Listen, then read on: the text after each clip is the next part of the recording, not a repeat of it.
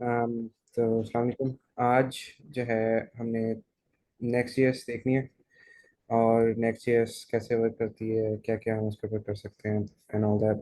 और स्पेसिफिकली आज का जो सेशन है, it is not going to enable you on something, लेकिन this will give you a brief idea के हाउ टू स्टार्ट समथिंग। और आई थिंक मैं पहले सेशंस में बता चुका हूँ कि the sessions are just here to support you for your needs or questions around anything web related. लेकिन आपको अगर full on tutorials चाहिए तो you have to request it, but this session will be a lightweight concepts and why we need such frameworks or technologies to work on. So everybody who is here, so अच्छा, आज का जो है सबसे पहले जो है हम दो मेन कॉन्सेप्ट्स स्टडी करेंगे, बहुत सिंपल से। एक है क्लाइंट साइड रेंडरिंग और एक है सर्वर साइड रेंडरिंग। और फिर नेक्स्ट चीज़ कहाँ आती है हम उसको भी देखेंगे और उसकी ज़रूरत क्यों पड़ रही है आजकल, या वो क्यों आजकल इतना फेमस है। ऑलराइट, सो एक चीज़, अगर आपने मेरे प्रीवियस सेशन अटेंड किए हैं तो उसमें मैंने आपको बताया था कि एक जो वेब ब्राउज़र है, this is a window, a web browser, जो कि समझता है HTML, जावास्क्रिप्ट और CSS को, रेंडर करता है किसी भी उस स्ट्रक्चर को आपके पेज पे, बेसिकली एक टैब के अंदर। तो वो आपकी एक वेब होती है। लेकिन देयर आर सम डिफरेंसेस। सो अगर मैं पुरानी टेक्नोलॉजीज की तरफ देखूं, जिसमें डॉट नेट भी थी, PHP और भी लैंग्वेजेस जो कि शुरू से ही सर्वर साइड रेंडरिंग कर रही थी, लेकिन they have to manage couple other things. So जब हम बात करते हैं कि हमें सर्वर से रिस्पॉन्ड करना है, सर्वर से कोई डाटा लेना है, जैसे कि अगर मैं एक वेब ब्राउज़र कोई चीज़ रिक्वेस्ट करता है सर्वर से, तो फॉर एग्जांपल मुझे होम पेज चाहिए तो सर्वर मुझे रिटर्न में होम पेज देता है और वो वेब ब्राउज़र जो है यहाँ पर शो कर देता है, which is kind of server to client communication. और ये इसमें हम फाइल शेयर करना चाहें, पेज शेयर करना चाहें, कुछ भी। और इन दिस केस अगर हमें वेब पेज चाहिए तो वो HTML फॉर्मेट के अंदर, या HTML और जावास्क्रिप्ट बंडल कर कर भेज रहा है, जो कि वेब ब्राउज़र समझता है और जो कि उसको रेंडर कर सकता है। ओ, you guys don't see my screen anymore. Oh, sorry.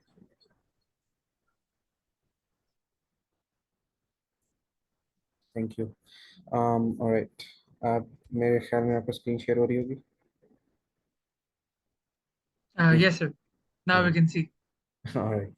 So in this case, I've just have this Lucid app flow chart kind of simulation. तो यहाँ पर ये बेसिकली रिप्रेजेंट कर रहा है मेरे एक वेब ब्राउज़र को और ये एक सर्वर को, और इनके दरमियान में जो कम्युनिकेशन है, which is an HTTP at the moment, which is just sharing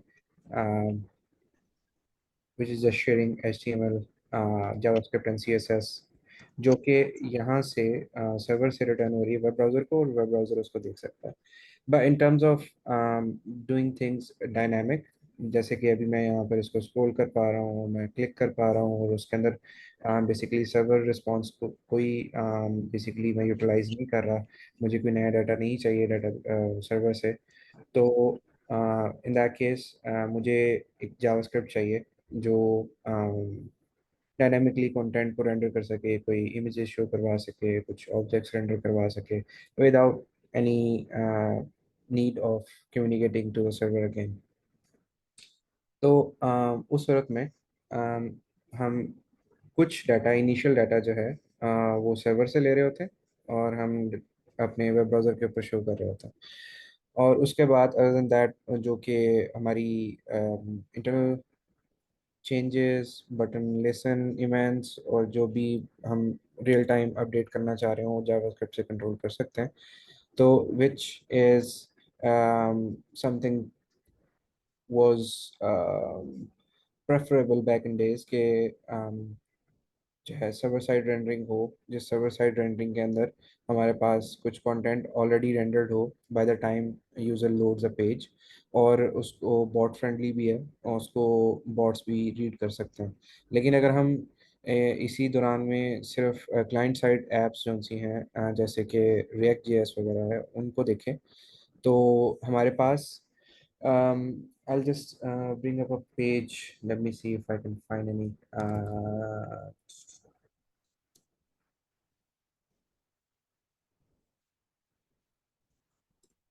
I have one site which is on React, so I can demo one thing really quickly. Um, what was app? All right. ये एक app है जो कि react पे बनी हुई है।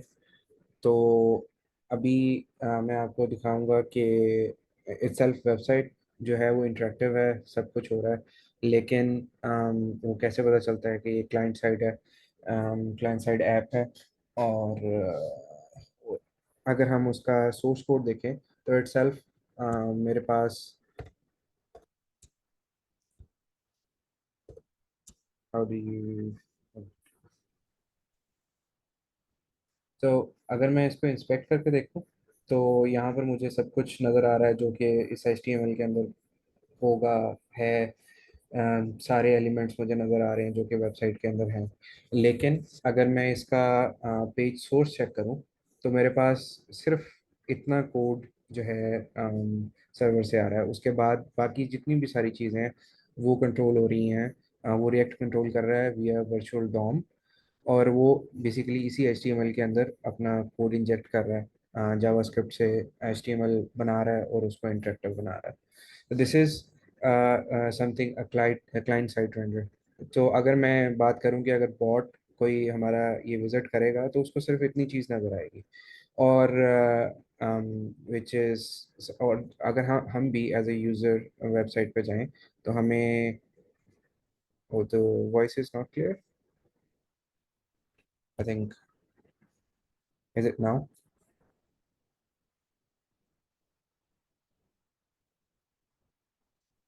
Yes, sir, we can hear you. Alright.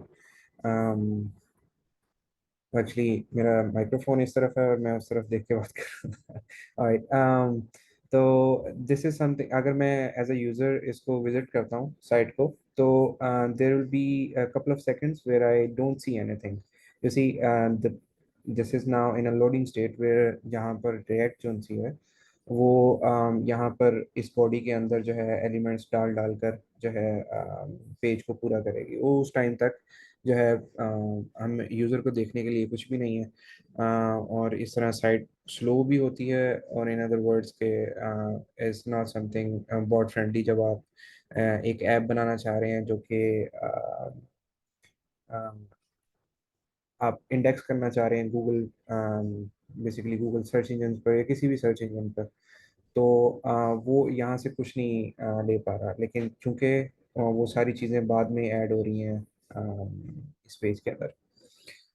और तो यहाँ पर हमारे पास पहले जो फ्रेमवर्क से, जैसे PHP, PHP भी सर्वर साइड रेंडरिंग करता था, उस वो पेज जब यहाँ पर लोड होता था तो पहले से यहाँ पर चीज़ें मौजूद होती थी। उसके बाद हम जावास्क्रिप्ट से चीज़ों को इंटरेक्टिव बनाते थे। लेकिन वो इसलिए अभी डिस्काउंट हो गया, बेसिकली यूज़ तो हो रहा है, लेकिन वो अब प्रेफर कर रहे हैं something better like next JS या सर्वर साइड रेंडरिंग। तो वो नेक्स्ट जेएस, उसका फ़ायदा क्या है, बेसिकली ड्रॉबैक क्या है पुरानी लैंग्वेजेस का, वो ये है कि हम मल्टीपल लैंग्वेजेस को देख रहे हैं। जैसे कि हम सर्वर साइड के ऊपर जो है हम PHP को मेंटेन कर रहे हैं, उसके साथ PHP के साथ टूल्स या डॉट नेट कर रहे हैं, तो उसके साथ रेजर प्लेट पेजेस जो है मेंटेन कर रहे हैं।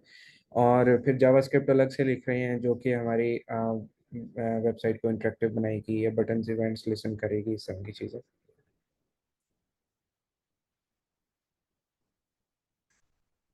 Really, I'm not really sure why this is. Is it sharing now? Yes, sir. All right.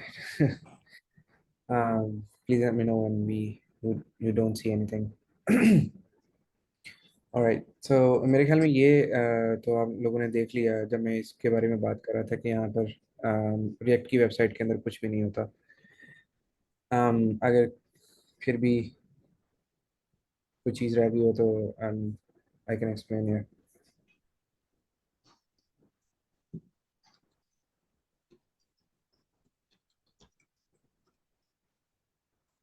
Alright जी मैं So there is a question. Ji Sir, front-end logic is a term that we use.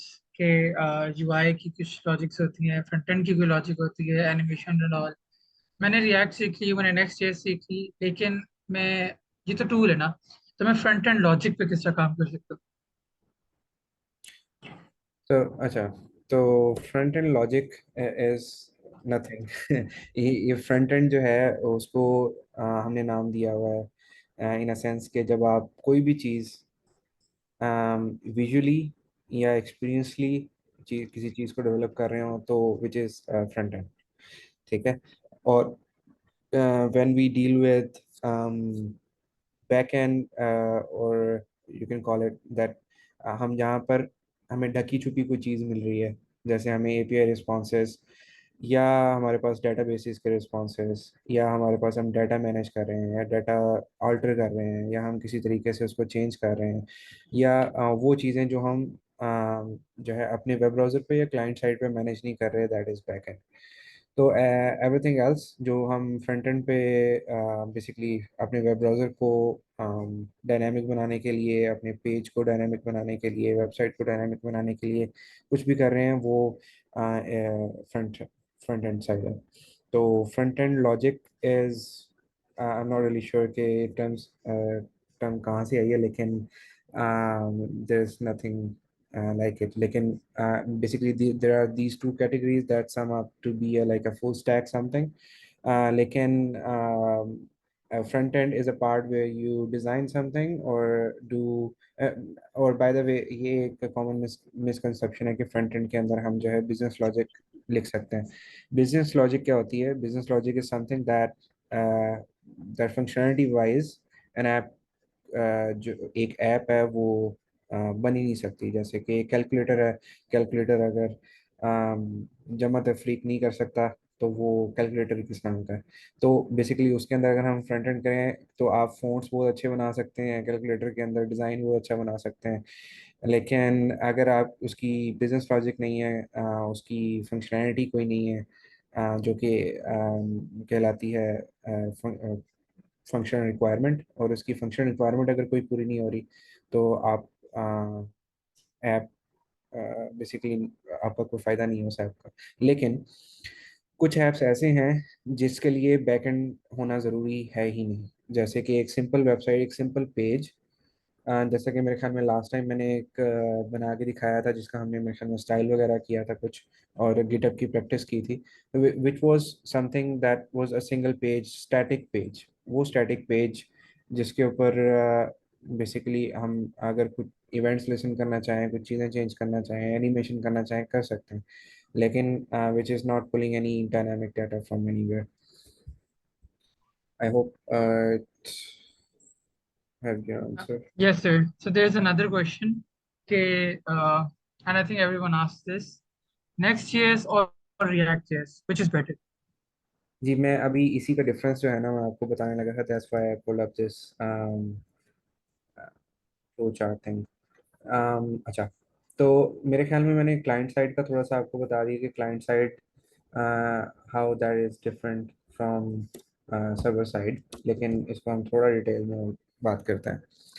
अच्छा तो जब हम client side की बात कर रहे हैं तो जब सर्वर जो है अगर सर्वर कोई भी चीज़ भेजता है तो that is something like this के जो कि एक सिर्फ HTML का ढांचा है और जावास्क्रिप्ट या रिएक्ट जो भी आप लैंग्वेज चूज कर रहे हैं फ्रंट एंड के लिए आमतौर पर बेसिकली जावास्क्रिप्ट ही है क्योंकि वेब ब्राउज़र जावास्क्रिप्ट समझता है। आजकल पाइथन की भी एक स्क्रिप्ट आई है जो कि वेब ब्राउज़र समझते हैं, लेकिन I stick to this JavaScript thing right now.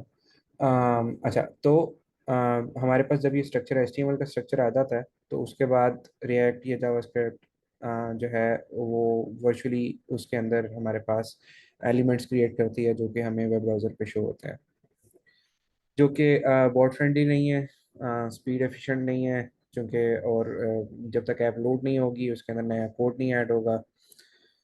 लेकिन अगर हम सर्वर साइड रेंडरिंग की बात करें तो हमारे पास सर्वर इटसेल्फ वो तमाम HTML जो कि यहाँ पर क्लाइंट साइड रेंडरिंग में बाद में ऐड होगी, सर्वर साइड रेंडरिंग में सर्वर ही वेब ब्राउज़र को साथ भेजेगा। तो दैट मीन्स कि जब हम I show you another app here, so that's a Next.js app, and you see how quick that was to load a page, and that is just insanely quick. और दूसरी चीज़ ये कि जब मैं इसको अब इंस्पेक्ट करता हूँ, ठीक है, और इसका पेज सोर्स देखता हूँ, तो लेट्स, तो यहाँ पर जो दिस इज समथिंग HTML और जावास्क्रिप्ट जो कि सर्वर ने ऑलरेडी पीछे से सर्वर ने भेजी है, स्ट्रक्चर HTML और जावास्क्रिप्ट, और वेब ब्राउज़र को कोई भी चीज़ लोड नहीं करनी पड़ी, कोई जावास्क्रिप्ट कंपाइल नहीं करनी पड़ी, कुछ नहीं करना पड़ा, it just renders what's in the HTML document, right. तो इस वजह से हमारे पास ये बोर्ड की विजिट बोर्ड जो हैं इसको देख भी सकते हैं, और इसको हम इंटरेक्टिव भी उसी जावास्क्रिप्ट के साथ बना सकते हैं। Basically once you land on the page you have everything to see, और आपको हर चीज़ नज़र आ रही है, कंटेंट वगैरह विद इन HTML सोर्स, यहाँ पर इमेजेस वगैरह सब कुछ यहाँ पर है ऑलरेडी। और उसके साथ साथ हमारे पास जो उनसे इवेंट्स हमें ज़रूरी होंगे उसको चलाने के लिए वो भी यहाँ पर मौजूद है, और उसके साथ साथ जो जावास्क्रिप्ट ज़रूरी है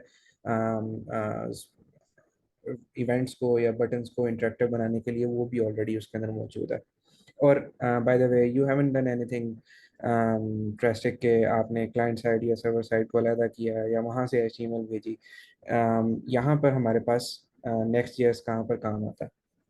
वेल नेक्स्ट जेएस जो है आपको सेम रिएक्ट का कोड या सेम रिएक्ट का सिंटैक्स जो कि TSX JSX है, वो अलाउ करता है कि आप वही कोड लिखें यहाँ पर, but next JS in his directory जब वो कंपाइल करेगा तो वो एक तो आपको उसी कोड से सर्वर साइड जनरेशन देगा, और जब आप वेब ब्राउज़र पर लैंड कर गए और उसके बाद आपने यूज बटन को इंटरेक्टिव बनाना है तो आप उसी कोड से उसको इंटरेक्टिव भी बना सकते हैं।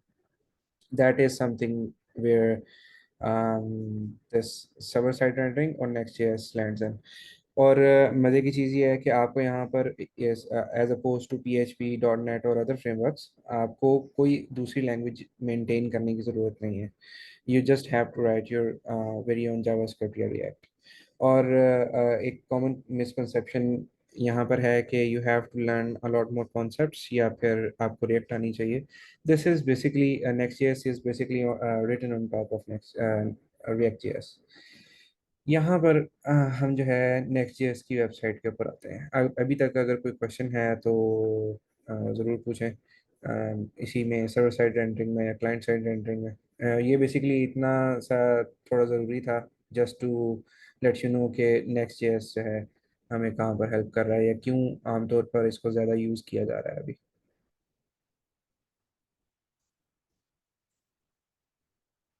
ठीक, alright, this is Next.js site. Well, I'm just going to get started with Next.js। अच्छा, Next.js के अंदर दो किस्म की वर्जन्स हैं। जो एक पहला वर्जन था वो था पेजेस राउटर का, और नया वाला है ऐप राउटर का। अभी आपको इस चीज़ की टेंशन लेने की ज़रूरत नहीं है कि आपने कौन सा यूज़ करना है, you just go with the newest one which is app router, जो कि आपकी और बहुत सारी चीज़ें आसान कर देगा। तो बाय डिफ़ॉल्ट जब आप इंस्टॉल करेंगे तो वो ऐप राउटर या पेजेस राउटर आपसे पूछ लेगा टर्मिनल में। और तो अच्छा, ये मैंने अभी टर्मिनल खोला है। इसके लिए बेसिक रिक्वायरमेंट सिर्फ यही है कि आपने Node.js इंस्टॉल करना है, which you can install from node.org from here. ये आप लिनक्स, मैक, विंडोज सबके लिए इंस्टॉल कर सकते हैं। Go for the latest version that they have. ये आपको basically node run time install कर देगा, जिसके अंदर आप जावास्क्रिप्ट जो है रन कर सकेंगे। ऑलराइट।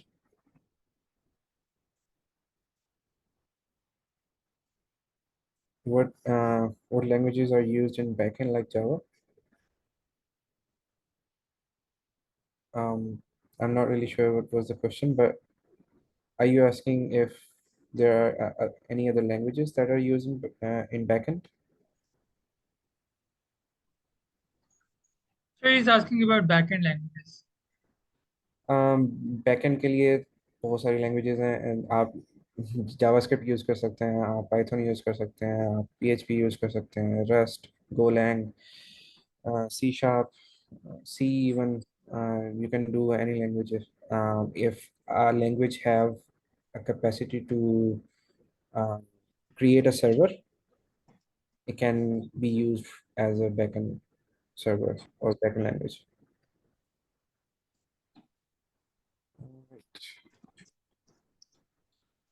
अच्छा जी।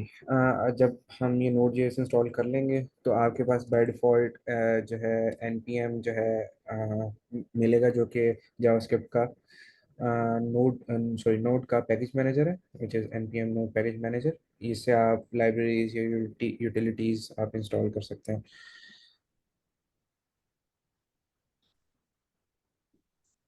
Alright, तो अभी जो है इसी का एक टूल है npx, जो कि स्ट्रक्चर्स, फोल्डर्स और टूल्स इंस्टॉल करने के लिए, फ्रेमवर्क्स इंस्टॉल करने के लिए यूज़ होता है। तो अभी हम जो है एक कमांड यूज़ करेंगे, जो कि नेक्स्ट.जेएस की यूटिलिटी है, उसकी CLI का हिस्सा है, जो कि आपको प्रोजेक्ट जनरेट करने में या उसका स्ट्रक्चर क्रिएट करने में हेल्प करेगा। इस npx create next thing that was I haven't made it. Oh yeah, create next app at latest। और जब आप इसको एंटर करेंगे तो ये आपसे नाम पूछेगा, जस्ट नेम है। और ये अब आपसे पूछ रहा है कि नेक्स्ट टाइप स्क्रिप्ट चाहिए, जावास्क्रिप्ट चाहिए। आई यूज टाइप स्क्रिप्ट। ESLint, बिल्कुल, ये हमें लिंटिंग टूल है जो कि टाइप स्क्रिप्ट के अंदर हमें हेल्पफुल होगा लिंटिंग के लिए। अगर आपको लिंटिंग का नहीं पता, I explain in later session और आफ्टर दिस। और ये बेसिकली उसने पूछा कि आपने टेलविंड CSS यूज़ करनी है या नहीं, तो बाय डिफ़ॉल्ट वो Tailwind CSS by default add कर देगा। और उसके बाद सोर्स डायरेक्टरी का पूछ रहा है, सोर्स डायरेक्टरी आपको चाहिए या नहीं। इन सम केसेस सोर्स डायरेक्टरी जो हेल्पफुल होती है, क्योंकि आपका सारा कोड एक ही फोल्डर के अंदर आ जाता है। तो तमाम राउट्स वगैरह वो अभी मैं आपको दिखाऊंगा कैसे। कल से यस। और यहाँ पर वो पूछ रहा है ऐप राउटर, जो कि मैंने आपको बताया था। तो अभी फिलहाल हम न्यूज़ जो है ऐप राउटर है, तो वही चूज़ करेंगे। उसके अलावा ये जब हम कोई एक फाइल से दूसरी फाइल में फंक्शन इंपोर्ट करते हैं या कोई चीज़ इंपोर्ट करते हैं या लाइब्रेरी इंपोर्ट करते हैं नोड मॉड्यूल्स में से, तो वो किस तरीके से लाना चाह रहा है। तो वो कह रहा है कि इंपोर्ट एलिसेस आपने क्रिएट करने हैं या नहीं। तो फिलहाल मैंने उसे कहा यस, करने हैं। उसके अलावा वो पूछ रहा है कि क्या होने चाहिए, I just let it default. और यहीं पर जो है हमें तमाम डिपेंडेंसीज जो है इंस्टॉल करके देगा। और यहाँ पर हम देख सकते हैं कि उसने बाय डिफ़ॉल्ट जो डिपेंडेंसीज हैं वो क्या इंस्टॉल की हैं, रिएक्ट डोम और नेक्स्ट। तो this is to just give you an idea कि यहाँ पर हम रिएक्ट ही यूज़ कर रहे हैं।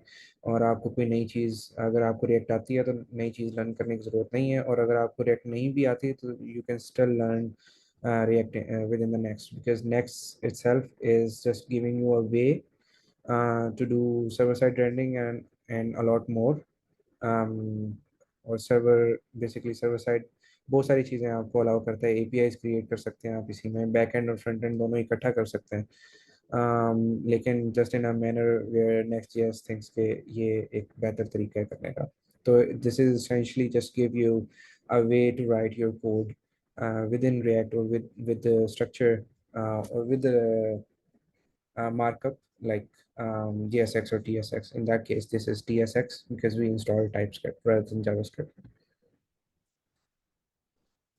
ऑलराइट, इसने ये इंस्टॉल कर लिया। अच्छा, मैं इस फोल्डर में जाता हूँ जो इस ने अभी क्रिएट किया, वो उसी नाम से क्रिएट किया, तो विच इज़ नेक्स्ट स्टार्टर। और मैं इसको जो है विजुअल स्टूडियो कोड के अंदर खोल लेता हूँ और उसके ये कमांड है कोड और उसके बाद डॉट। ऑलराइट, तो सबसे पहले हम इसका थोड़ा सा स्ट्रक्चर देखते हैं, स्ट्रक्चर के अंदर है क्या। स्ट्रक्चर के अंदर हमें उसने पूछा था सोर्स फोल्डर चाहिए, तो सोर्स के अंदर एक ऐप का फोल्डर है और ऐप जो है बेसिकली हमारा एक डिफ़ॉल्ट फोल्डर है। तो नेक्स्ट जेएस जो है, अगर किसी ने पहले रिएक्ट जेएस की है तो उसमें आपने शायद देखा हो कि उसके अंदर हमें एक सेपरेटली राउटर इंस्टॉल करना पड़ता है to navigate to another page. Like अगर मैं होम पेज पे हूँ, मुझे अबाउट पे जाना है, तो मुझे राउटर इंस्टॉल करना पड़ेगा जिससे मैं राउट चेंज कर सकता हूँ। लेकिन नेक्स्ट जेएस जो है हमें डायरेक्टरी बेस्ड राउटिंग देता है कि अगर मैं एक फोल्डर कोई भी बनाऊंगा तो वो मेरा एक राउट बन जाएगा। और वो मैं आपको दिखाता हूँ कि अभी कैसे बनाते हैं। तो दिस is app is a default route which is just slash after your app. You can say कि ये होम पेज है। और every folder that has page dot T S x, वो जो है आपका एक राउट बन जाएगा। अभी हम इस ऐप को चलाते हैं और फिर मल्टीपल राउट्स इसके अंदर बना के चेक करेंगे। So I'll just do npm run dev इसको चलाने के लिए, और इसने एक प्रोजेक्ट स्टार्ट कर दिया। और ये प्रोजेक्ट स्टार्ट हो गया। अभी जो है हमारे पास डिफ़ॉल्ट स्लैश जो है हमारे पास इस page dot T S x से आ रहा है। तो आई जस्ट शो यू कि अगर मैं इसको चेंज भी करता हूँ तो oops,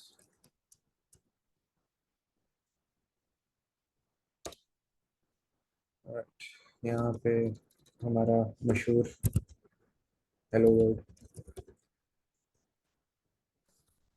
राइट, तो आप देखेंगे यहाँ पे कंटेंट चेंज हो गया हुआ है। और सेम थिंग अगर मैं इसको पेज सोर्स देखता हूँ और यहाँ पर मैं अगर सर्च करता हूँ, यहाँ पे हमने हेलो वर्ल्ड लिखा था, हेलो वर्ड। अब ये देखें यहाँ पर इसने जो है हेलो वर्ड ऑलरेडी यहाँ पर है। अगर ये रिएक्ट टाइप होती तो यहाँ पर मौजूद ना होता। उसको हमें जो है इंस्पेक्ट करके जो हमारा वर्चुअल डॉम है, this is a virtual DOM, यहाँ पर ही सिर्फ नज़र आता। लेकिन इस केस में जो कि हमारे पास नेक्स्ट जेएस है और ये by default server side render ready है, तो हमारे पास सर्वर से ही H T M L return हो रही है। ऑलराइट, तो अभी जो है ना कुछ पेजेस बनाते हैं, फिर उसके बाद कुछ सर्वर साइड रेंडरिंग उसी सेम जावास्क्रिप्ट एचटीएमएल के मैनर के अंदर हम करके देखेंगे। कुछ ज़्यादा मुश्किल चीज़ नहीं होगी।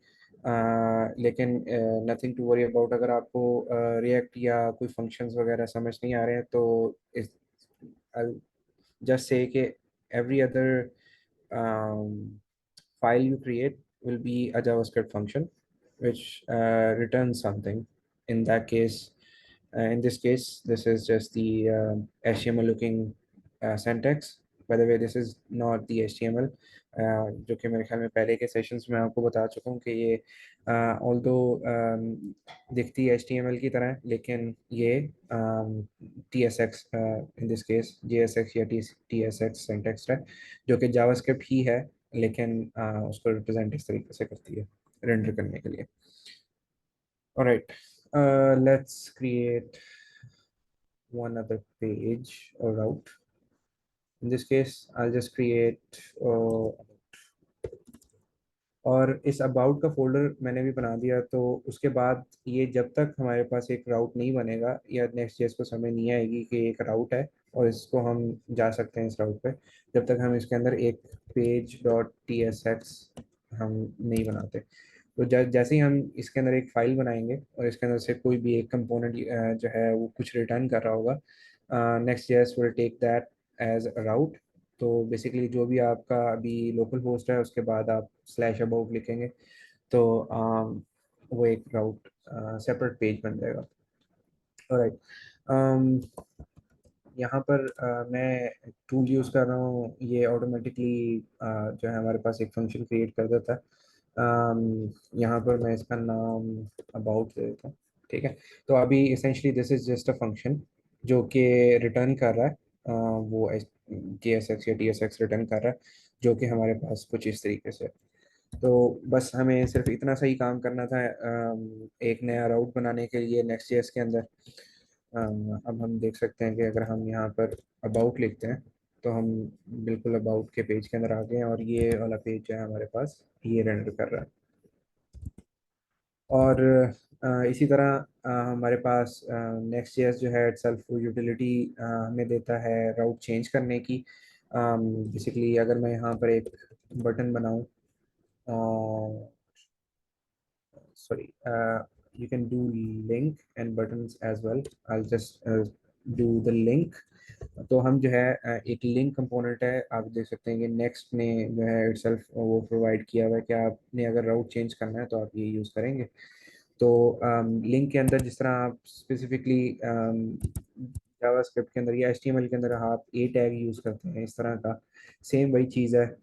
You just put in the route name here, और नेक्स्ट जेएस के केस में हम सिर्फ ये लिंक यूज़ करेंगे, जो कि हम इसके अंदर बहुत सारी चीज़ें पास कर सकते हैं। This is up to the functionality that you want to achieve, but at this moment we just want this to navigate to another page. तो अभी हम दोबारा पुराने पेज पे जाते हैं, होम पेज पे। तो यहाँ पर एक ये लिंक आई हुई है। This is not a button at the moment, you can do it as a button. अगर आप इसको बटन के अंदर रैप कर देंगे तो वो बटन बन जाएगा। लेकिन अब आप देखेंगे जब मैं इस पर हवर कर रहा हूँ तो लेफ्ट साइड पे बॉटम पे मेरे पास एक राउट शो हो रहा है जो कि स्लैश अबाउट है। अगर मैं इस पर क्लिक करता हूँ तो वो अबाउट पे भी चला जाता है, और हिस्ट्री मेंटेन रहती है अगर मैं बैक जाता हूँ या फॉरवर्ड जाता हूँ। तो दिस वाज समथिंग के, और अगर मैं बल्कि इसको इंस्पेक्ट करूँ just to view page source again, तो आपको ये चीज़ पता होनी चाहिए कि जब तक आप यहाँ पर सर्वर साइड रेंडर कर रहे हैं तो आपके पास सारे बटन और जो भी चीज़ आप रेंडर कर रहे हैं वो यहाँ पर मौजूद होगी। अच्छा, लेकिन अब हमने ये तो कर लिया, लेकिन अब मैं चाहता हूँ कि मेरे पास कोई फ्रंट एंड की फंक्शनैलिटी होनी चाहिए। कुछ मैं कंसोल में प्रिंट करना चाहता हूँ या कुछ मैं रेंडर करना चाहता हूँ फ्रंट एंड पे। सिर्फ मैंने सर्वर साइड से तो नहीं सारा काम करना, मैं इंटरेक्टिव कैसे बना सकता हूँ या डायनामिक कैसे बना सकता हूँ। तो which is also very very very very easy है। लेट्स से कि मैं यहाँ पर एक कंपोनेंट बनाता हूँ। लेट्स से यहाँ पर मैं एक और कंपोनेंट बना लेता हूँ। यहाँ पर मैं कहता हूँ कि let's say display console.tsx। Basically यहाँ पर मैं सारे जितने भी कंपोनेंट्स बनाऊंगा वो tsx होंगे, जो कि रिप्रेजेंट कर रहे होंगे टाइप स्क्रिप्ट को। और यहाँ पर मैं सेम जिस तरह मैं पहले रिटर्न कर रहा था, एक एक फंक्शन से कुछ HTML, सेम वही चीज़ है। यहाँ पर मैं इसको बस रिप्लेस कर देता हूँ एक बटन से। और बटन इटसेल्फ अगर मैं यहाँ पर लेट्स से कि यहाँ पर मैंने इसकी ऑन क्लिक पे कुछ ना कुछ कंसोल के अंदर प्रिंट कराना है, तो you can say that on click या ऑन प्रेस जो है यहाँ पर मौजूद है, जो कि आप एक इवेंट यूज़ कर सकते हैं यहाँ पर। जब भी इस बटन के ऊपर क्लिक हो तो आप क्या करना चाहते हैं उसको मैनेज करने के लिए। सो अभी ये मुझे कोड कंप्लीशन दे दी है को पायलट ने, लेकिन आप देख सकते हैं कि this is just a function. ठीक है, जो कि आप कौन सा लो करवा रहे हैं, हेलो वर्ल्ड। जब भी ये बटन प्रेस होगा, इस बटन के अंदर कुछ नहीं है, लेट्स से प्रेस राइट। तो अब हमें, जबकि हमने एक ये एक सर्वर साइड, अब ये सर्वर साइड कंपोनेंट नहीं रहा ये वाला, क्योंकि हम इसके अंदर इवेंट्स हैंडल कर रहे हैं। इसके अंदर हम कुछ ना कुछ डायनामिक कर रहे हैं, जो कि फ्रंट एंड साइड के अंदर बटन के प्रेस होने पर कुछ है, जो कि सर्वर साइड के अंदर सर्वर को नहीं पता कि बटन प्रेस होने पे क्या करना है। This is up to something that web browser know कि जब बटन पे क्लिक होना है तो क्या होगा। तो ये बेसिकली ऑलरेडी हमारे पास जो है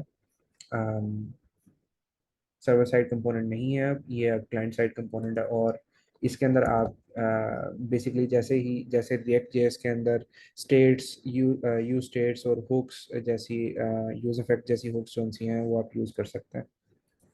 जैसे कि अगर मैं एक और चीज़ देखते हैं कि यहाँ पर यूज इफेक्ट और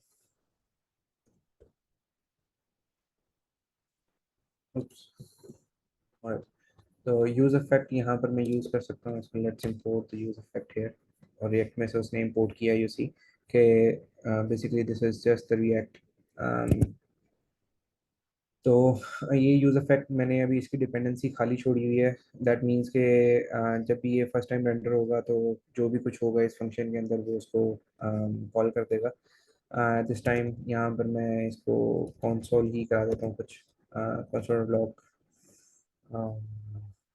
लोडेड फॉर एग्जांपल। ठीक है। और अब हम इस कंपोनेंट को जो है यहाँ पर यूज़ भी कर सकते हैं। Let's import that component which is display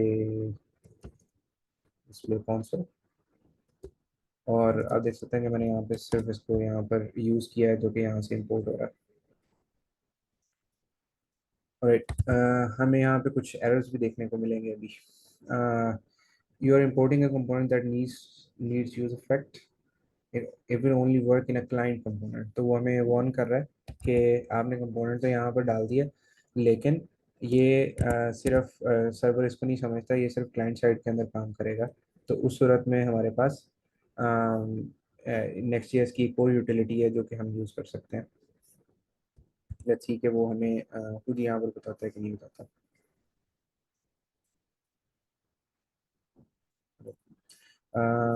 use client server side component by default. और यहाँ पर आप इसको लर्न कर सकते हैं कि आप यहाँ पर कैसे फ्रंट एंड फंक्शनैलिटी कैसे ऐड कर सकते हैं।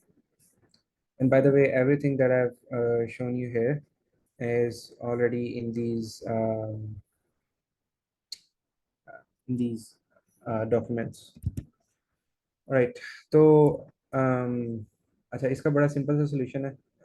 आपने फाइल के बिल्कुल स्टार्ट में जाना है जो कि आपको फ्रंट एंड साइड या क्लाइंट साइड लॉजिक जो भी है, क्लाइंट साइड आपने कुछ भी इसके ऊपर लिखना है या उस पर आपने सिर्फ करना है use client.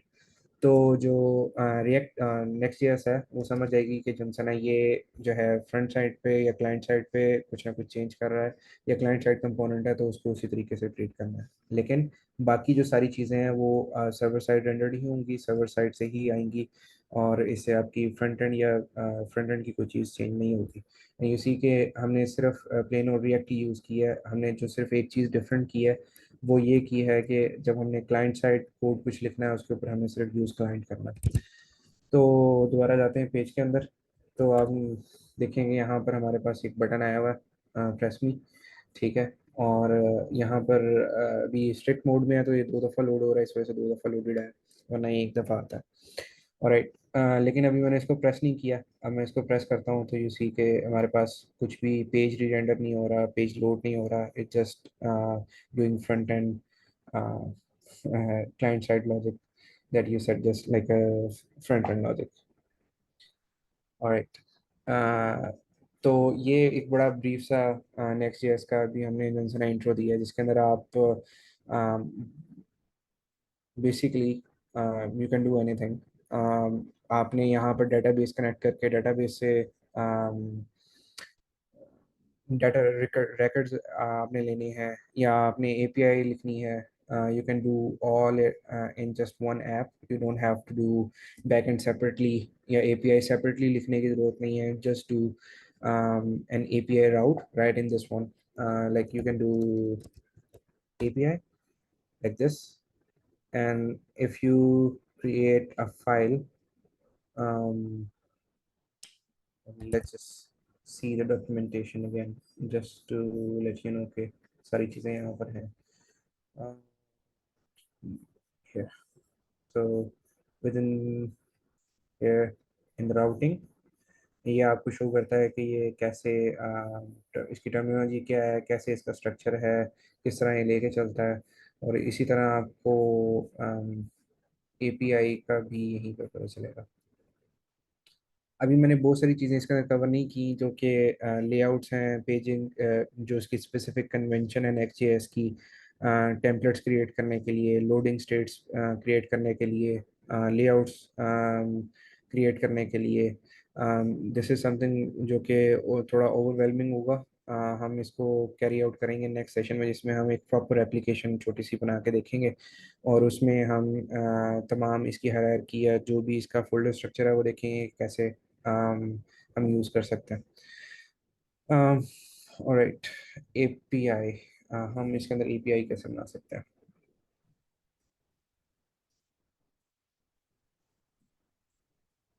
Let's go into routes like this. तो उसने यहाँ पर एपीआई का बनाया हुआ है, और जहाँ पर हम एक फाइल वेब के लिए हम पेज डॉट जे एस या page dot T S x बना रहे थे, यहाँ पर हम राउट डॉट जे एस बनाएंगे। तो जैसे ही हम राउट डॉट जे एस बनाएंगे वो हमारी बेसिकली एपीआई कंसीडर होगी, और आप वहाँ से जेसन डाटा रिटर्न कर सकते हैं, राउट डॉट ts और यहाँ से अगर मैं सेम जावास्क्रिप्ट का फंक्शन रिटर्न करूँ, तो यहाँ से हम जो भी रिटर्न करेंगे वो एक एपीआई कंसीडर होगी। यहाँ पर नेक्स्ट जेएस ने अपने जो है फंक्शंस प्रॉपरली रिटर्न करने के लिए, जेसॉन रिटर्न करने के लिए, या एक्सएमएल रिटर्न करने के लिए, या और भी कोई टाइप वो डाटा की रिटर्न करने के लिए आपको यहाँ पर देता है। तो इसको हम जो है नेक्स्ट में कवर करेंगे, अभी हम एपीआई वाली चीज़ें अभी फिलहाल नहीं देख रहे। ऑलराइट, एक और मेन चीज़, जस्ट बिकॉज हमारे पास थोड़ा सा टाइम है, तो लेआउट लेआउट जो है हमारे पास नेक्स्ट ईयर के अंदर वो कॉन्सेप्ट है कि जिस फोल्डर के अंदर, फॉर एग्जांपल अभी हमने एक अबाउट का रूट बनाया है, और इसके अंदर मैं चाहता हूँ कि अंदर का जो सारा कंटेंट है वो चेंज होता रहे, लेकिन जो एक मेन हेडर या फुटर है वो वहीं का वहीं रहे, वो मुझे सेम चाहिए, वो मुझे चेंज नहीं चाहिए। तो उस सूरत में आप अगर मेन लेआउट के अंदर कोई भी चीज़ ऐड करेंगे, वो आपका हेडर तमाम राउट्स के अंदर इंक्लूड होता रहेगा। और अगर आप उस लेआउट के अंदर जो अगर कोई चीज़ नहीं देना चाहते या एक्सक्लूड करना चाहते हैं, तो वो भी आप कर सकते हैं। अभी मैं सिंपल एक एग्जांपल दे रहा हूँ कि यहाँ पर मैं एक हेडर क्रिएट कर देता हूँ। अभी इसको स्टाइल नहीं करते, लेकिन I show you with route change के वो हेडर जो है वो दोनों राउट्स के अंदर रहता है। और that is a really neat utility के भी आपको सेपरेटली अपने फंक्शंस या चीज़ें सेपरेट फंक्शन बनाने की ज़रूरत नहीं है। नेक्स्ट जेएस ने आपको तरीका दिया है कि आप layouts dot T S x या जे एस अगर आप यूज़ करें तो डॉट जे एस बनाएं, और उसके अंदर आप ये चीज़ इंक्लूड कर लें। So let's go here. तो यहाँ पर आप देख रहे हैं अभी सबसे टॉप पे भी हमारे पास हेडर आ रहा है, लेकिन अगर हम अबाउट पेज के अंदर जाएं तो तब भी हमारे पास हेडर आ रहा है। तो वो सिर्फ इस वजह से कि हमारे पास layout dot T S X के अंदर जो हमने ऐड किया था वो तमाम राउट्स के अंदर आगे इंक्लूड है। और अगर आप चाहते हैं कि आपके सिर्फ अबाउट के ऊपर आए और यहाँ पर ना आए, तो आप यही वाला layout dot E S x about वाले फोल्डर के अंदर इंक्लूड करेंगे और यहाँ से एक्सक्लूड कर देंगे। तो इस सूरत में आपके पास सिर्फ अबाउट से आगे जितने भी नेस्टेड राउट्स होंगे, वो वही हेडर जो है ले सकेंगे, और आपको बार बार डिज़ाइन करने की ज़रूरत नहीं पड़ेगी, या इंक्लूड भी करने की ज़रूरत नहीं पड़ेगी। इसी के हमने कहीं पर इस पेज के अंदर भी इंक्लूड नहीं किया कि कहाँ पर हमें वो हेडर चाहिए। This is an a main layout, that's why this is just doing a import, not the import, but this is the first entry file जहाँ पर ये जहाँ से ऐप लोड होता है, तो रूट लेआउट बेसिकली इसको उन्होंने नाम दिया हुआ है। इसकी और डिटेल में जाएंगे मेरे ख्याल में जब हम थोड़ी सी एक फंक्शनल चीज़ बनाएंगे। अभी सिर्फ this was to just to enable you के आप जो है स्टार्ट कर सकते हैं नेक्स्ट जेएस पे। अगर आप रिएक्ट भी सीख रहे हैं तो आप नेक्स्ट भी बहुत आसान तरीके से कर सकते हैं, आपको कुछ नई चीज़ें सीखने की ज़रूरत नहीं पड़ेगी। और अगर आपको रिएक्ट नहीं भी आती तो आप दोनों चीज़ें यहाँ पर प्रैक्टिस कर सकते हैं। और अगर आपको डिटेल इसके ट्यूटोरियल्स चाहिए तो प्लीज़ आपने ज़रूर बताना है। उसके अलावा मेरे ख्याल में आज का सेशन हमारा इतना कंप्लीट है। अगर कोई क्वेश्चन पूछना चाहे तो जरूर.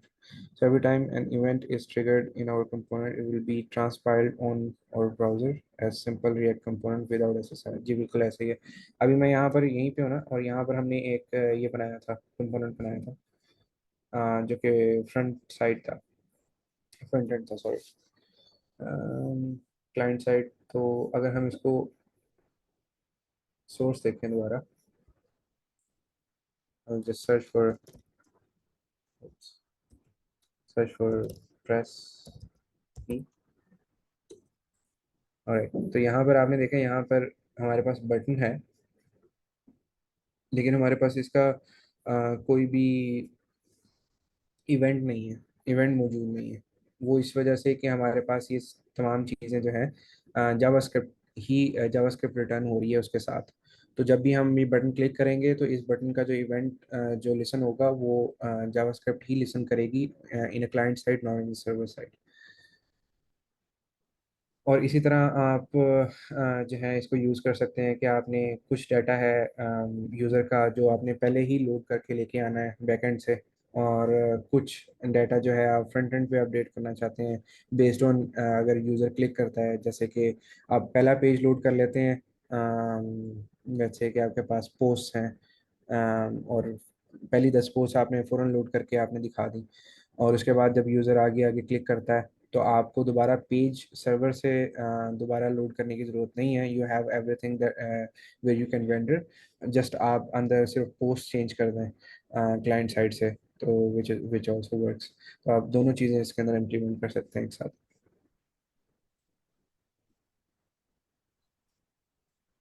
फिर down the road in our components, अगर हमारे पास मुख्तलिफ कंपोनेंट्स हैं that are server side rendered, और बीच में कोई ऐसा कंपोनेंट आता है that needs to be send to the client side, जैसे कोई भी इवेंट आ गया दरम्यान में, तो how does Next JS manage that? क्योंकि शुरू में तो सारे सर्वर साइड कंपोनेंट्स रेंडर हो रहे जी हैं, तो जी वापस क्लाइंट साइड तक किसका रिसीव होता है? जी बिल्कुल ऐसे ही. अच्छा, तो अभी मैंने यहाँ पर एक कंपोनेंट सेपरेटली इसलिए बनाया था यूज़ करने के लिए, आपको बताने के लिए कि अगर मैं ये यूज़ क्लाइंट जो है यहाँ पर नहीं लिखता तो it will give you an error, और आपको बताएगा कि ये अगर आप यूज़ इफेक्ट या यूज स्टेट यूज़ कर रहे हैं तो this is something that is client side. तो आप इसको सर्वर साइड पे यूज़ नहीं कर सकते. अगर आपको यूज़ इफेक्ट या यूज स्टेट यूज़ करना है तो you have to put in use client in that component. या फिर अगर आप सिंपली यहाँ पर भी एक कंपोनेंट से पहले इसको यूज़ क्लाइंट लिख दें तो वो भी कुछ केसेस के अंदर वैलिड है. वो नेक्स्ट जेएस जो है आपको नेक्स्ट जेएस की डॉक्यूमेंटेशन के अंदर मिल सकता है. सर लेकिन अगर डिस्प्ले कंसोल के अंदर ही एक और हमारे पास कंपोनेंट है that needs to be server side rendered, फिर क्या होगा? ऑलराइट, तो उसका तरीका ये है कि अगर आपने क्लाइंट साइड के अंदर दोबारा सर्वर साइड कंपोनेंट बनाना है, विच इज़ आई मीन, अगर आपने एक चीज़ अंदर रखनी है, एक आपके पास दो डब्बे हैं, एक डब्बा आपने उसके अंदर रखना है, तो कौन सा डब्बा बाहर होगा? सिर्फ एक डब्बा ही बाहर रह सकता है, जो कि है सर्वर साइड इस टाइम पे. तो यहाँ पर इसके अंदर जितने भी आप कंपोनेंट्स बनाएंगे वो आगे क्लाइंट साइड रेंडर ही होंगे, अभी सर्वर साइड रेंडर नहीं होंगे. हाँ, अगर कुछ सूरत में आमतौर पर लेआउट्स के साथ आप इस तरीके से कर सकते हैं कि अगर आप एक कुछ हिस्सा क्लाइंट साइड और कुछ हिस्सा सर्वर साइड रेंडर रखना चाहते हैं, तो अपने मेन सर्वर साइड कंपोनेंट के अंदर आप दो सेपरेट चीज़ें, दो सेपरेट कंपोनेंट बना सकते हैं, जो कि एक क्लाइंट साइड होगा, एक सर्वर साइड होगा. बट बेयर इन माइंड कि जब आप क्लाइंट साइड की बात करें तो client side will fetch only something that you need afterwards when your page is rendered. और सर्वर साइड वो चीज़ें हैं जो कि सर्वर से पहले से रिटर्न हो चुकी और आपके वेब ब्राउज़र तक पहुंच चुकी, और उसके बाद जितना भी काम होगा वो क्लाइंट साइड होगा. I hope give you an answer. अगर फिर भी कोई कंफ्यूजन है तो प्लीज़ रिपीट कर दें अपना क्वेश्चन. सर तो अब मेरा सवाल ये है कि जितनी भी हमारी बिजनेस लॉजिक होगी वो जी टेक्निकली क्लाइंट साइड ही है? नहीं. हाँ, बिजनेस लॉजिक जो है वो हम सर्वर साइड लिखेंगे. और उसकी एक बड़ी मेन वजह एक ये है कि you don't want anyone to steal the logic that you written for a specific thing. For example, अभी मैं आपको एक ऐप दिखाता हूँ, let's say this one, this is built on top of नेक्स्ट.js। और बाय द वे इसके अंदर बड़ी मज़े की चीज़ें हैं जो कि बड़ी आसान है, लेकिन let me just log in and give you.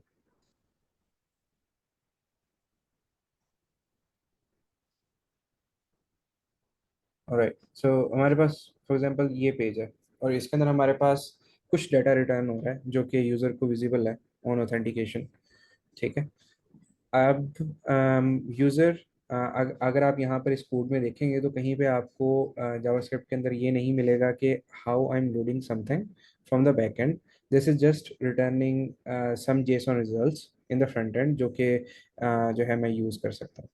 और यहाँ पर मैं क्या करता हूँ, ये बेसिकली जितनी भी ये लॉजिक है, ये front end logic, this is something which is a UI or a UX, a user experience as you call it। Business logic जो आमतौर पर होती है, this this has nothing to do with the design you are creating on top of in the web browser और on top of your framework. तो business logic के अंदर आमतौर पर कि आप किसी चीज़ को कैसे स्केड्यूल कर रहे हैं, कैसे कैलकुलेट कर रहे हैं, लेट्स से कि आप दो चीज़ों को बेसिकली ऐड अप ही कर रहे हैं या सम अप कर रहे हैं, that should be done on the server side rather than on a front end।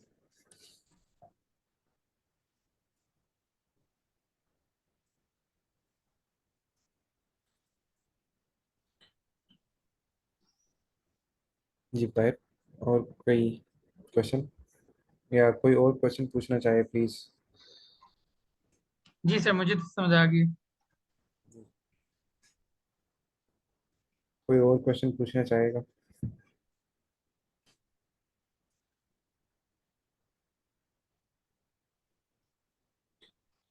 और प्लीज़ बता के ज़रूर चाहिएगा कि आपको नेक्स्ट, अगर नेक्स्ट ईयर्स में इंटरेस्टेड हैं या इस तरह की कुछ सिंपल ट्यूटोरियल्स के अंदर इंटरेस्टेड हैं, तो नेक्स्ट टाइम जो है कुछ फंक्शनल ऐप बनाएंगे rather than एक्सप्लेनिंग कि क्या चल रहा है। तो उसके साथ साथ हम बहुत सारी चीज़ें लर्न कर सकते हैं। I will also like to show you some very neat tools. I think functional app will be best because that way हम बहुत सारी चीज़ें जो है हम ले सकते हैं। अच्छा, किसी ने क्वेश्चन पूछा वर्डप्रेस का आइडिया देते हैं। वर्डप्रेस वर्डप्रेस इज अ आमतौर पे, अच्छा ये जब वर्डप्रेस बना था तो that was used to do one very specific thing which was content management system, which is CMS। Content management system जो से होते हैं उनके अंदर आमतौर पे क्या होता है कि आप कोई एक ऐसा पोर्टल या कोई ऐसी वेबसाइट है जहां पर आप अपना कंटेंट जो है रख रहे हैं फॉर लेटर यूज, या आप मैनेज करके रख रहे हैं किसी भी तरीके से। तो उसके बाद जब फर्दर यूटिलिटीज़ या उसी के अंदर प्लगइन्स और बाकी सारी चीज़ें बनी, तो बेसिकली वर्डप्रेस जो है एक फुल फ्लैज वेब फ्रेमवर्क भी बन गया है, जो कि under the hood Redux use करता है। This is not same Redux as you might know in the React, but जो कि उनका एक फ्रेमवर्क है। और उसी से वो कंटेंट मैनेजमेंट में बेसिकली जहाँ पर आप इमेजेस या वीडियोस या बाकी सारी चीज़ें डाल रहे हैं, वो HTML जावास्क्रिप्ट CSS रेंडर करवा रहे हैं और उसी से आपको फ्रंट एंड पे या आपके वेब ब्राउज़र पर कुछ पेजेस बना के दिखा रहे हैं। In now this is something कि यहाँ पर आपको क्विक एंड इजी कोई सिंपल पेजेस चाहिए वेबसाइट के लिए, तो आप वर्डप्रेस यूज़ कर सकते हैं। WordPress has nothing to do with the code or coding in general, जो है उसके ऊपर आप ड्रैग एंड ड्रॉप चीज़ों को यूज़ करके वेबसाइट बना सकते हैं। लेकिन when requirements go complex, WordPress has very limited things that it can do। अच्छा, एक और बड़ी मज़े की चीज़ जो हम मेरे ख्याल में अभी से आपको बता दूं, हम यूज़ करना चाह रहे हैं नेक्स्ट में, हम एक फंक्शनल ऐप बनाएंगे। बहुत सिंपल सा होगा, लेकिन मैं आपको ये बताऊंगा कि within 5 minutes we can achieve that level of integration with third party sign-ins। You literally have to place like 3 lines or some a middleware line, 3 or 4 lines, or by that you can just do third party sign in like Google anything else, और जो कि आप maintain कर सकते हैं। तो ये भी एक बड़ी मज़े की चीज़ है। Sign authentication within 5 minutes आप इसको अचीव कर सकते हैं। तो stay tuned for the next. I can also explain couple of other things that I've made. So this is one of my app, which is a Scrum tool that I made on Next.js in just like 5 to 6 days. um, और इसके अंदर basically आप tickets वगैरह estimate कर सकते हैं। This is something to do with the management who estimate for the tickets. Anyways, अगर आप इंटरेस्टेड हैं तो प्लीज़ जो है नेक्स्ट संडे के लिए रेडी रहें। हम एक फंक्शनल नेक्स्ट ईयर ऐप बनाएंगे और उसके अंदर ऑथेंटिकेशन भी हम 5-7 मिनट में करेंगे। और उसके अलावा हम कुछ यूआई लाइब्रेरीज की तरफ देखेंगे जो कि लेट्स से कि अभी एक मैं आपको दिखाता हूँ। um, I think Shad CN something. There are a couple other libraries, UI libraries that you can use. और आपको उसके लिए कोई भी ज़्यादा कोड लिखने की ज़रूरत नहीं है।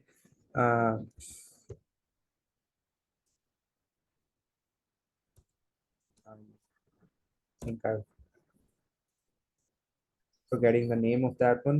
लेकिन इसी तरह यहाँ पर हमारे पास नेक्स्ट यूआई के नाम से भी एक लाइब्रेरी है Just जो send the name in the chat, sir. Chat CNUI. क्या है sure. Oh yeah, that one. I'm misspelling that scene. Yeah. तो ये वो कुछ डिज़ाइन लाइब्रेरीज हैं जिनकी मदद से हम जो है basically you see the whole app here. You can just copy and paste in your app and you can do some functional things on it. तो इस तरह की कोई चीज़ हम बनाएंगे यहीं से, बेसिकली शेयर्ड सीएन से कुछ चीज़ें लेके कॉपी करके कुछ उसको चलाने की कोशिश करेंगे। या कुछ उसी टाइम पर हम कुछ आइडिया लेंगे, आप लोगों से आइडिया लेंगे तो आइडिया कुछ सोच के आइएगा जो भी बनाना है। Will just implement on it. Will do authentication, will do design stuff, couple of things. You can also use next UI। ये भी बड़ी सिंपल सी है। ये कुछ कंपोनेंट प्री बेक देती है, आपको सिर्फ कंपोनेंट्स यूज़ करने हैं और you can do some beautiful things on it. Okay जी, बस मेरे ख्याल में टाइम ख़त्म होता है। तो अगले हफ्ते मिलते हैं संडे को। अल्लाह हाफिज़। Thank you so much, sir. And thank you everyone for joining us.